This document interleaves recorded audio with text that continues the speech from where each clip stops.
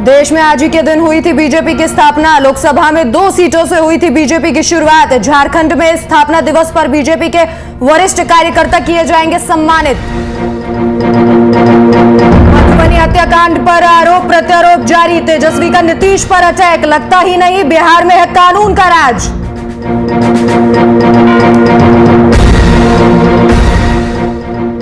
देश में लगातार बढ़ रहा कोरोना का संक्रमण। बिहार के चौक चौराहों पर चलाया जा रहा मास्क चेकिंग अभियान। लोग नहीं बरत रहे सावधानियां।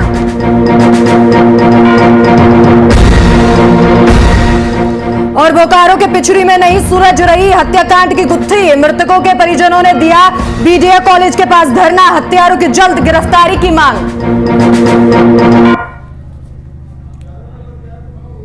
नमस्कार, आप देख रहे हैं वीआईपी न्यूज और मैं हूं आपके साथ राखी लांबा। भारतीय जनता पार्टी आज 41वां स्थापना दिवस मना रही है। पूरे देश में बीजेपी की तरह से कई कार्यक्रम आयोजित किए जा रहे हैं। वहीं प्रधानमंत्री नरेंद्र मोदी ने आज 41वें स्थापना दिवस के मौके पर पार्टी कार्यकर्ताओं को संबोधित किया और अपनी सरकार के कार्यों का जिक्र किया। वहीं बिहार बीजेपी प्रदेश कार्यालय में स्थापना दिवस मनाया जा रहा है। बिहार प्रदेश मुख्यालय में बीजेपी की स्थापना दिवस के अवसर पर कई कार्यक्रम आयोजित किए गए हैं, जिसमें प्रदेश अध्यक्ष डॉक्टर संजय जायसवाल द्वारा पार्टी का झंडा फहराया गया और साथ ही पार्टी कार्यालय में संजय जायसवाल के अलावा दोनों deputy CM Tarkishore Prasad, deputy CM Renu Devi, मंत्री मंगल पांडे, राज्यसभा सांसद सुशील कुमार मोदी, मंत्री जीवेश कुमार, विधायक नंद किशोर यादव, विधायक प्रेम कुमार समेत कई बड़े नेता और कार्यकर्ता मौजूद रहे।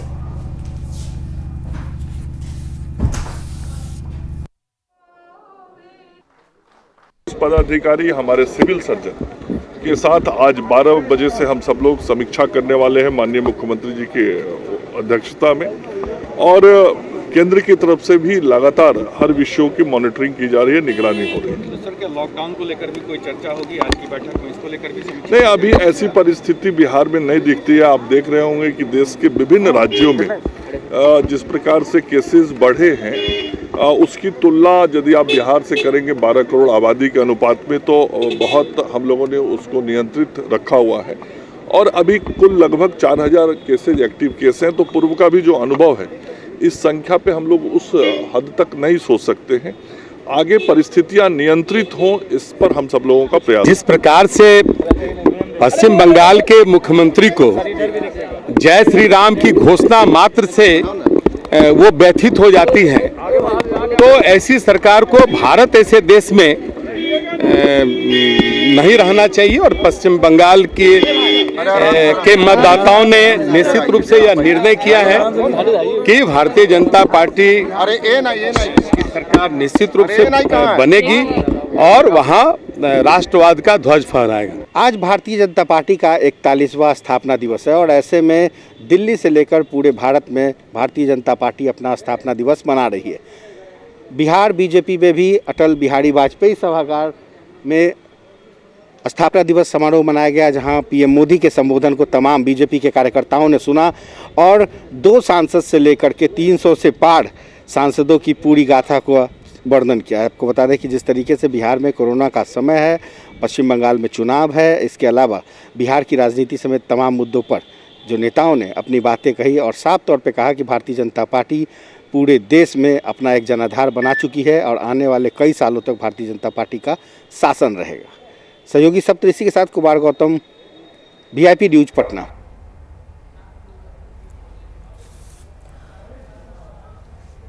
तो इस खबर पर जानकारी साझा करने के लिए हमारे वरिष्ठ संवाददाता शशांक दुबे हमारे साथ जुड़ गए हैं। शशांक, बीजेपी आज 41वां स्थापना दिवस मना रही है अपना और लोकसभा में 2 सीटों से शुरुआत हुई थी और उसके बाद आज पूरे देश में बीजेपी का झंडा लहरा रहा है। बिहार में क्या कुछ कार्यक्रम स्थापना दिवस के मौके पर? देखिए, बिहार में आज भारतीय जनता पार्टी प्रदेश कार्यालय में स्थापना दिवस मनाया गया। जो प्रदेश अध्यक्ष संजय जायसवाल, उन्होंने पार्टी का फ्लैग झंडा फहराया और तमाम दिग्गज जो नेता थे बिहार के वहां पे मौजूद थे। देखिए, इससे पहले झंडोत्तोलन से पहले प्रधानमंत्री का संबोधन जो था देश में भारतीय जनता पार्टी के तमाम बड़े नेताओं ने और कार्यकर्ताओं ने बैठ कर सुना पहले पूरा। और उसके बाद फिर पार्टी का झंडा फहराया गया। हालांकि कोविड के कुछ रिस्ट्रिक्शन की वजह से अन्य कोई कार्यक्रम नहीं हुए और झंडा फहराने के बाद कार्यक्रम स्थगित कर दिया गया। लेकिन पार्टी पूरे प्रदेश में अलग अलग जिलों में अपना स्थापना दिवस मना रही है और तमाम जिलों में जो पार्टी के स्थापना काल से श्यामा प्रसाद मुखर्जी रहे हों, चाहे जो भी राष्ट्र संस्थापक सदस्य रहे हों, तमाम लोगों को याद किया गया है, वाजपेयी जी को याद किया गया और उनके चित्र पर माल्यार्पण भी पार्टी कार्यकर्ताओं ने कर बनाया है। लेकिन देखिए, पार्टी जिस तरह से आजादी के बाद भारतीय जनता पार्टी इस वक्त सत्ता में है, ताकत में है, वो बहुत एक मुश्किल जर्नी थी। 80 में जब पार्टी की स्थापना हुई थी तो जैसा कि तमाम रिपोर्ट में आ रहा है कि मात्र 2 सीटें थी। 2 से 303 होने में पार्टी ने काफी संघर्ष किया और कई बार अलग अलग तरह से रणनीति बदलनी पड़ी है। एक वक्त था कि देश के अंदर, पूरे देश के अंदर कांग्रेस की सत्ता हुआ करती थी और सिर्फ कांग्रेस सत्ता में रहती थी और पूरा विपक्ष बिखरा हुआ होता था, यानी छोटे छोटे दल होते थे, उसमें भाजपा भी एक थी। लेकिन समय ने करवट बदली है। आज पूरे देश के अंदर भारतीय जनता पार्टी एक इंड पे है और कांग्रेस सहित तमाम विपक्षी पार्टियां दूसरे इंड पर है। कहीं ना कहीं भारतीय जनता पार्टी की मजबूती में कार्यकर्ताओं का बहुत संघर्ष रहा है, नेताओं का संघर्ष रहा है और पार्टी ने लोगों की भावनाएं समझी हैं। जिस तरह कांग्रेस शासन चलाती थी, पार्टी ने एक अलग लाइन पकड़ी थी, राष्ट्रवाद की लाइन पकड़ी थी जी। कांग्रेस ने जिस तरह धर्मनिरपेक्षता की बात की थी तो और भारतीय जनता पार्टी को सांप्रदायिक घोषित करने की एक पूरी मुहिम चलाई थी।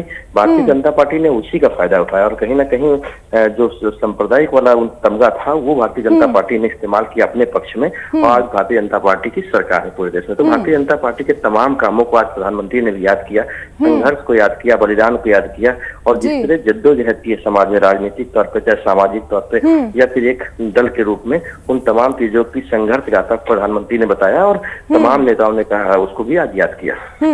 शशांक, हिंदुत्व जैसे मुद्दों को लेकर पार्टी हमेशा से ही आगे रही है और शायद यही कारण है कि 2014 में जब बीजेपी ने 282 सीटें जीती और 2019 में उनकी सीटों का आंकड़ा 300 के पार चला गया। तो अब जो पश्चिम बंगाल में चुनाव है, ऐसे कयास लगाए जा रहे हैं कि इस बार वहां भी बीजेपी अपना परचम लहराएगी। देखिए, भारतीय जनता पार्टी ने मैंने आपसे पहले कहा कि उस हथियार का इस्तेमाल किया जो कांग्रेस किया करती थी। कांग्रेस ने खुद को धर्मनिरपेक्ष और भारतीय जनता पार्टी को सांप्रदायिक घोषित करने की एक राजनीति चली थी जब भारतीय जनता पार्टी राम आंदोलन से मजबूत हो रही थी। उसी राम आंदोलन के समय भारतीय जनता पार्टी ने जहां धर्मनिरपेक्षता को एक तरह से कहे कि छद्म धर्मनिरपेक्षता कांग्रेस को बताया, वहीं अल्पसंख्यक तुष्टीकरण को, धर्मनिरपेक्षता को अल्पसंख्यक तुष्टीकरण के रूप में प्रोजेक्ट करने में भारतीय जनता पार्टी सफल रही और यही कारण है कि आज कांग्रेस बैकफुट पर है और हिंदू की छवि, हिंदूवादी पार्टी की जो छवि लेकर पार्टी आई थी राम आंदोलन के समय, उन्होंने काफी संघर्ष किया। आज राम मंदिर जो बन गया है तो कहीं ना कहीं भारतीय जनता पार्टी जो कांग्रेस की जो धर्मनिरपेक्ष छवि, धर्मनिरपेक्षता वाली बातें थी, उनको मुस्लिम अपीजमेंट की तरह से जोड़ के दिखा दिया, पब्लिक के सामने ले गए और खुद को देश का असली पार्टी बताया और देश की तमाम लोगों की सबका साथ सबका विकास नारे के साथ आगे बढ़े। तो कहीं ना कहीं जो हिंदूवादी छवि है वो जरूर भारतीय जनता पार्टी के साथ है, लेकिन भारतीय जनता पार्टी उसको एक मजबूत हथियार के रूप में इस्तेमाल करती है। तो बंगाल चुनाव का जहां तक विषय है तो देखिए, बंगाल चुनाव में पिछले चुनाव की बात की जाए, जब 5 साल पहले बंगाल में चुनाव हुए थे तो भारतीय जनता पार्टी सिर्फ 2 सीटें जीत पाई थी और एक बाई इलेक्शन में जीती थी। तो भारतीय जनता पार्टी के मात्र 3 विधायक थे, लेकिन 2019 के लोकसभा चुनाव में 18 लोकसभा सीटों के साथ भारतीय जनता पार्टी मजबूती से वहां उतरी है। तो कहीं ना कहीं जो ममता बनर्जी है, जो टीएमसी है, क्योंकि कांग्रेस का वहां विकल्प ममता बनर्जी है, कांग्रेस और वाम दल वहां हाशिए पर इस वक्त है।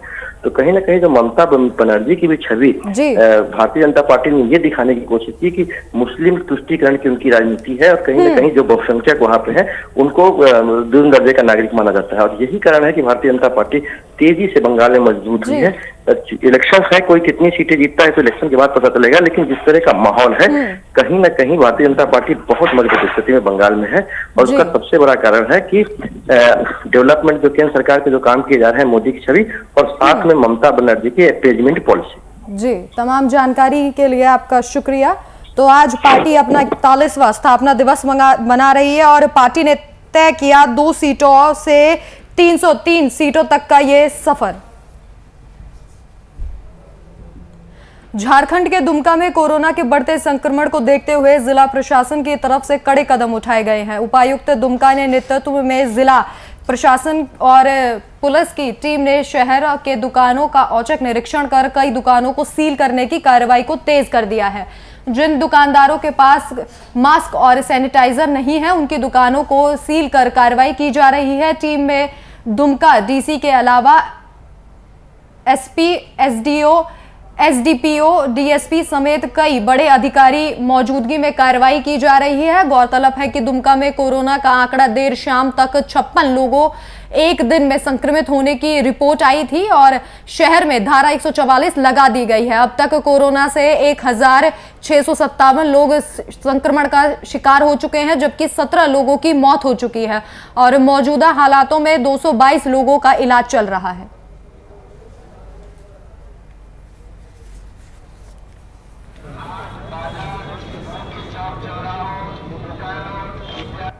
दुमका प्रशासन के द्वारा लगातार जनता को मोटिवेट किया जा रहा है कि वो कोरोना के गाइडलाइंस को अनुपालन करें, जैसे सामाजिक दूरी का पालन करना, मास्क पहनना, अनावश्यक तरीके से भीड़ भाड़ में नहीं जाना, इन सभी चीज़ों पे हम लोग निगरानी रखे हुए हैं। मास्क चेकिंग किया जा रहा है। आज प्रशासन का पूरा टीम जिनको केसेस को देखकर सभी जनता से अपील यही कर रहे हैं कि अनावश्यक तरीके से वो बाहर नहीं जाए, सामाजिक कार्यक्रम में शामिल नहीं हो और जब भी बाहर निकल रहे हैं तो मास्क अवश्य रूप से पहनें।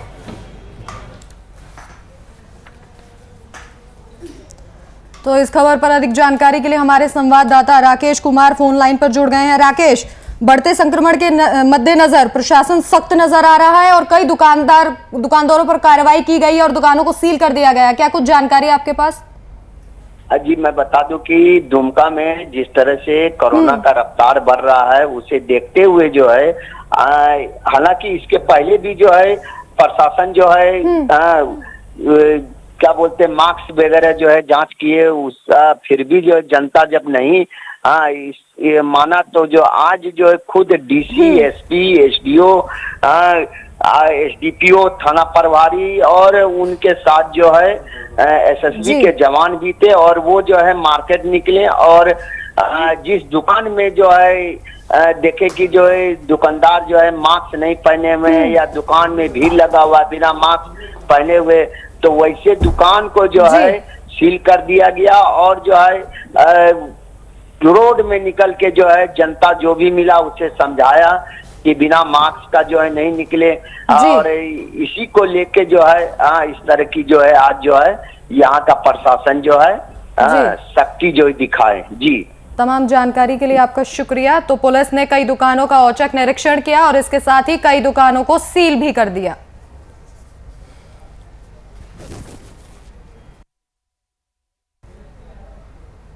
बंगाल चुनाव को लेकर राजनीतिक सरगर्मियां तेज होती जा रही हैं, जिसको लेकर नेता प्रतिपक्ष बंगाल दौरे पर थे। बता दें कि तेजस्वी यादव बंगाल दौरे से पटना वापस लौट आए हैं। वहीं दौरे से लौटते ही तेजस्वी ने मधुबनी नरसंहार को लेकर नीतीश सरकार पर जमकर हमला बोला और नीतीश कार्यकाल की तुलना राक्षस राज से की।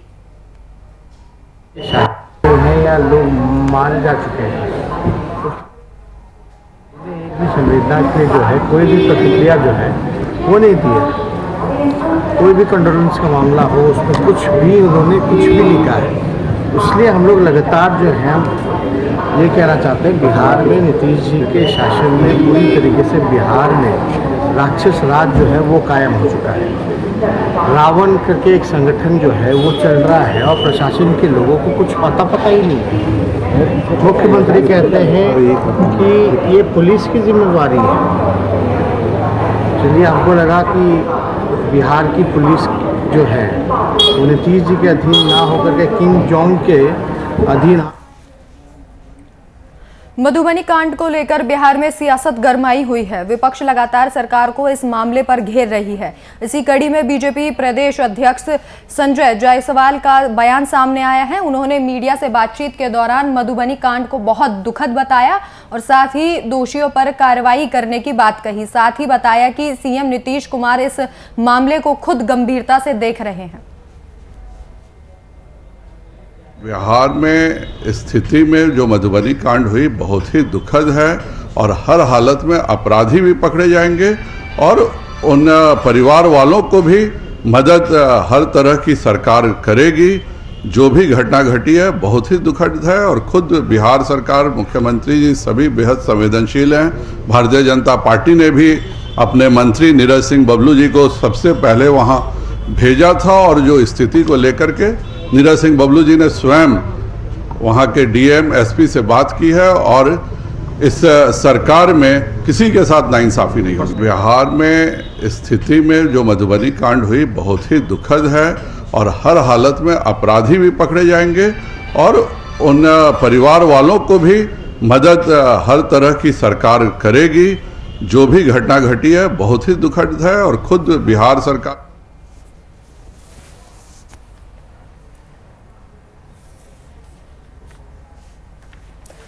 तो इस खबर पर अधिक जानकारी के लिए हमारे संवाददाता कुमार गौतम हमारे साथ फोन लाइन पर मौजूद हैं। गौतम, मधुबनी कांड को लेकर लगातार बिहार में सियासत गरमाई हुई है, क्या कुछ जानकारी आपके पास?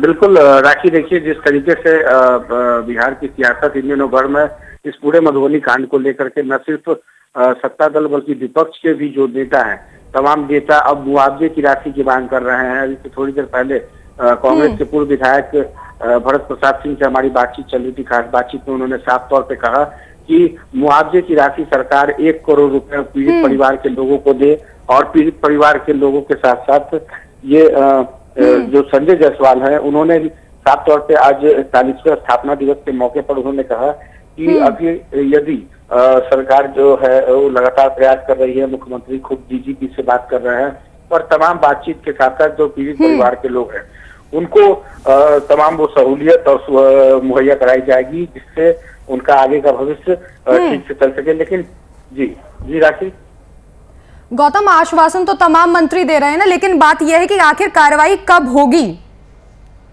और बिल्कुल जिस तरह से सिर्फ आश्वासन का दौर चल रहा है, मुख्यमंत्री खुद डीजीपी से 5 बार बात कर रहे हैं। वो ये कह रहे हैं कि किस तरह से जल्द उनके ऊपर कार्रवाई की जाएगी। लेकिन इन कार्रवाई के बीच में जो अहम सवाल है वो ये है कि आखिर इस घटना के 10 दिन बीत जाने के बाद भी सरकार क्यों नहीं अपने पुलिस प्रशासन को निर्देश दे पाई? क्योंकि देखिए 6 से 7 दिन का वक्त सिर्फ अप्रैल के महीने में इधर निकल गया है और अगर सरकार अभी सिर्फ ये कह रही है कि हमारी बात डीजीपी से हुई है तो सिर्फ ये कह देने से काम नहीं चलेगा। अब उन आरोपियों के तह तक जाना होगा और अभी जाके देखिए कल कुर्की जब्ती हुई है, सरकार ने इतना आदेश दिया। सरकार के लगातार प्रयास के बाद प्रशासन की नींद खुली है। तो कुल मिलाकर अब जिस राजनीतिक चश्मे से देखने की कोशिश की जा रही है, वहां पर लोगों का ये कहना है कि मुख्यमंत्री यदि चाहते तो इतनी ज्यादा दूरी नहीं थी और इतनी बड़ी घटना हो गई, वहां पर मुख्यमंत्री को खुद विजिट करना चाहिए था। लेकिन संजय जायसवाल ने साफ तौर पर ये कहा कि बिना विजिट किए भी वहां पर जो है सरकार अपना काम कर रही है, प्रशासन के लोग वहां पे लगे हुए हैं, तमाम वो चीजें वो हो रही है। लेकिन सिर्फ और सिर्फ अभी आश्वासन का दौर है और इसके साथ ही जो करणी सेना के जो लोग हैं, जो क्षत्रिय महासंघ के लोग हैं, उन लोगों ने भी प्रेशर बनाना शुरू कर दिया है और इस पूरे मामले पर अब दूध का दूध पानी का पानी करने के इंतजार में है। सबसे पहले तमाम आरोपियों को जल्द से जल्द गिरफ्तार करने की मांग की जा रही है और सरकार के ऊपर दबाव देने की पूरी कोशिश की जा रही है। लेकिन सरकार ये कह रही है कि हम अपना काम कर रहे हैं और कानून का राज है, बिहार में सुशासन की सरकार है। जी तमाम जानकारी के लिए आपका शुक्रिया। तो मधुबनी कांड को लेकर सियासत गर्म है, लगातार नेताओं के द्वारा आश्वासन तो दिया जा रहा है कि कार्रवाई की जाएगी, लेकिन बड़ा सवाल यह है कि आखिर कब आरोपियों की गिरफ्तारी होगी और कार्रवाई कब तक की जाएगी।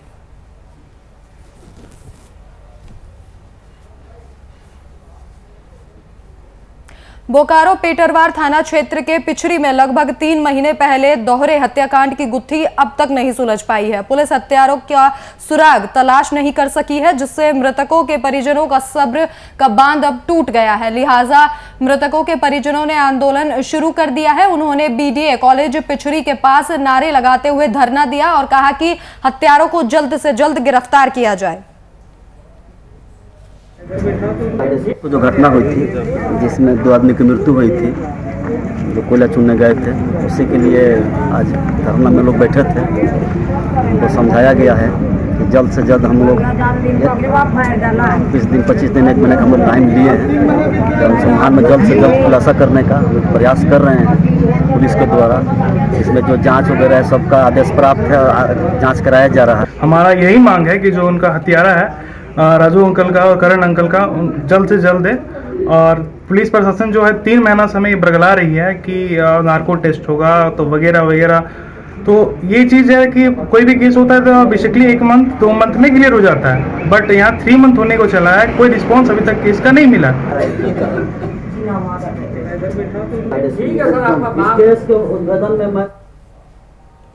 भागलपुर में कोरोना संक्रमण का लगातार तेजी से बढ़ रहा है, लेकिन लोगों में कोरोना का बिल्कुल भी खौफ नजर नहीं आ रहा। वहीं लोग ना ही मास्क पहन रहे हैं और ना ही सोशल डिस्टेंसिंग का पालन कर रहे हैं, जिसके बाद जिलाधिकारी सुब्रत कुमार सेन के आदेश अनुसार हर चौक चौराहे पर मास्क चेकिंग अभियान भी चलाया जा रहा है। फिर भी लोग सतर्कता नहीं बरत रहे हैं। हमारे यमलोक में यमराज को स्मारक पत्र दिया जाएगा। अभी जिलाधिकारी को स्मारक पत्र दिया गया। मुख्य रूप से भागलपुर श्मशान घाट जो बरारी का है, उसमें जो नगर निगम की अकर्मण्यता है, जो उदासीनता है, उसके विरोध में हम तमाम शहर के समाज सेवियों ने, पूजा समिति ने, सोशल ऑर्गेनाइजेशंस ने एक प्रोटेस्ट किया और डीएम को एक स्मारक पत्र देने जा रहे हैं कि हमारे यहाँ कोरोना हो रहा है, कोविड-19 है, इसके बाद भी हम लोग मरने के लिए अब तैयार इसलिए नहीं हैं कि मरने के बाद भी घाट पर जो अव्यवस्था है उससे हम लोग मरने के बाद भी परेशान हैं। और आज कोरोना के कारण हमारे जितने भी इस मृत्यु लोक में रहने वाले लोग हैं वो मृत्यु को प्राप्त हो रहे हैं और हमारे यमलोक में वो स्थान आज की तिथि में नहीं है। इसलिए ये अभियान स्वर्ग लोक से, यमलोक से इस पृथ्वी लोक पे चलाई जा रही है ताकि यहाँ के सभी। समस्तीपुर के सराय रंजन थाना क्षेत्र के पोखर से एक शव बरामद किया गया। मामला भगवतपुर चौक के पोखर की है, जहां जानकारी के अनुसार युवक शौच करने गया था और जहां उसका अचानक पैर फिसलने से गहरे पानी में चला गया, जिससे युवक की मौके पर ही मौत हो गई। फिलहाल घटना की सूचना मिलते ही पुलिस शव को अपने कब्जे में लेकर आगे की कार्रवाई में जुट गई है। हमें मिले हैं मोहन डॉक्टर साहब के से मोबाइल से एक महिला को इन्होंने फोन किया। कल जो है सो निकले थे काम के लिए और शाम तक जो है सो नहीं लौटे, तो हमने घर पर पूछा कि वो आए हैं भाई साहब की नहीं, तो वो बोला कि नहीं अभी तक नहीं आए हैं, सो आएंगे तो बता। तब तक हम खाना खा के सो गए। सुबह में जब उठे हैं तो मोहन जी के नंबर से एक महिला हमारे यहाँ के हैं, उनको फोन गई कि आपके टोला के एक व्यक्ति जो है सो पानी में डूबल है, से आकर के देखे। तो हम लोग को जो है सूचना मिल गया तो हम लोग आए हैं तो देखे हैं कि। तो वहीं मधुबनी के मखाना प्रोसेसिंग की शिलान्यास बिहार के PHED ने किया, जिसमें कई अधिकारी मौजूद रहे। आपको बता दें कि बिहार के सबसे उन्नत तकनीकी युक्त प्रथम ग्रामीण मखाना प्रोसेसिंग यूनिट का शिलान्यास किया गया है, जहां 2500 टन मखाना प्रोसेसिंग का लक्ष्य हर साल के लिए रखा गया है। इस केंद्र से जिले के लगभग 800 लोग सीधे जुड़कर अलग अलग प्रकार से लाभ लेंगे। राजदेव जी, तो MSME जो भारत सरकार का एक बहुत बड़ा विंग है, उनके माध्यम से स्फूर्ति कार्यक्रम चलाया जा रहा है पूरे देश के अंदर में। और खासकर जब से कोरोना आया तब से प्रधानमंत्री जी का इस पर बहुत फोकस था कि जो हमारे प्रवासी मजदूर वापस आए हैं तो उनको कैसे आत्मनिर्भर बनाया जाए। और आत्मनिर्भर भारत के तहत इसके ऊपर उन्होंने एक बार मन की बात पिछली बार कही थी, उसमें कहा था कि हम जो रीजन का जो भी रिसोर्स है, चाहे वो मछली हो, चाहे मखाना हो या कुछ भी हो, उसको हम इतना अच्छे तरीके से आगे ले जाना चाहते हैं जिस पर कि जो स्थानीय लोग हैं उनका गुजर बसर जो हो रहा है उसको और हम विकसित करना चाहते हैं। यहाँ के लोगों का अपना उपज है और यहाँ से वो सामान बन के जाएगा और लोग इसको खाएंगे। मखाना एक ऐसा चीज़ है जिससे लोगों को विटामिन भी मिलता है और यह मखाना दूसरे देश के कहीं नहीं होता है, वो केवल हमारे मिथिला में ही होता है। तो हम लोग चाहते हैं जो उसको इस मखाना उद्योग को आगे बढ़ाएं और आम लोगों तक वह पहुँचे। सिर्फ शहरों में ही उपलब्ध है ऐसा नहीं है, गाँव में ज़्यादा रोजगार है, ज़्यादा अवसर है। और उसी को प्रमोट करने के लिए, उसी को प्रोत्साहित करने के लिए हमारे मंत्रालय का एक छोटा सा प्रयास है आपके एरिया में, आपके क्षेत्र में इस तरीके की चीज़ें हम और बढ़े हैं और इस तरीके के कार्यक्रम, मतलब इस तरीके के प्रोजेक्ट्स और बने और ज़्यादा लोगों को लाभान्वित हों। ये प्रोजेक्ट सफल हो जाएगा तो उसके साथ बाद बाकी क्षेत्र में भी इस तरीके की नई पहल हो। राजेश जी, लातेहार में तेज रफ्तार का कहर देखने को मिला, जहां दो ट्रकों में आमने सामने की भिड़ंत हो गई, जिसमें एक ट्रक ड्राइवर घायल हो गया, जिसे स्थानीय लोगों ने अस्पताल में भर्ती कराया। डॉक्टरों ने स्थिति को गंभीर देखते हुए रांची रेफर कर दिया। वहीं पुलिस ने अस्पताल पहुंचकर मामले की जानकारी ली।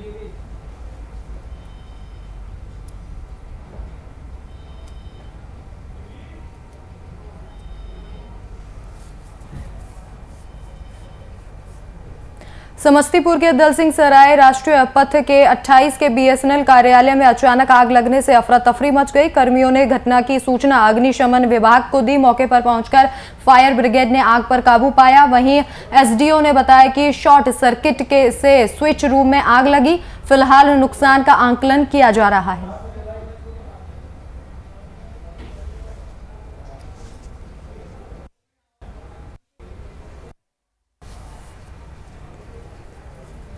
बेगूसराय में अपराधियों के हौसले बुलंद हैं। बता दें कि अपराधियों ने मंडल कारा के सरकारी एम्बुलेंस चालक की हत्या कर दी। दोनों हाथों की नस और गला घोंटकर निर्मम हत्या कर दी गई। इस हत्या के बाद इलाके में सनसनी फैल गई है। घटना नगर थाना क्षेत्र के सुभाष चौक स्थित NH31 की है। मृतक की पहचान नगर थाना क्षेत्र के मोहम्मदपुर निवासी धर्मेंद्र रजक के रूप में हुई है। चालक की मौत के बाद परिजन जेल प्रशासन पर कई तरह के सवाल उठा रहे हैं। वहीं पुलिस मामले की जांच में लगातार जुटी हुई है।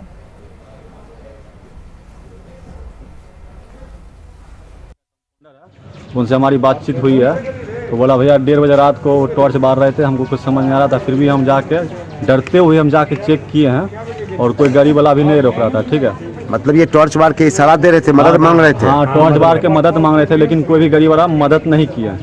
तो कंपाउंडर इमरजेंसी में अपना घर जा रहे थे। 1:30 बजे रात के काम खत्म करने के बाद फिर देखें जाके तो उठाने के बाद सिटी हॉस्पिटल आया। हम लोग जब तक पहुँचे तब तक वो लोग चच्चा जो एकदम तोड़ दिए थे। घटना हम सुबह सोकर उठे, पता चला जो धर्मेंद्र रजक हमारे ग्रामीण थे, जो जेल का ड्राइवर थे सर, पता चला जिनका जो है हत्या कर दिया गया।